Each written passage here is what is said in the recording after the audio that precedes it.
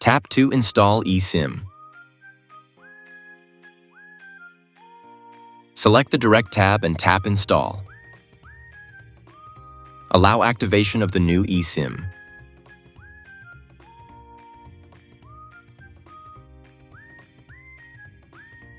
Tap Continue and wait for the process to complete.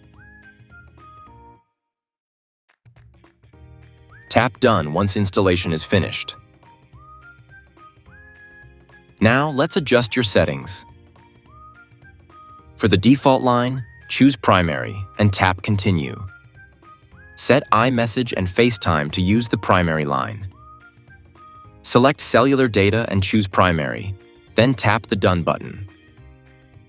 For Contacts Preferred line, select Update Later. Tap Continue to proceed. For all the following questions, choose the option Update Later. Go to Settings, select your new eSIM, and turn on data roaming. Go back to the Cellular tab and tap Cellular Data. Select the newly installed eSIM for data use. Congratulations! Your eSIM is fully installed and ready to use.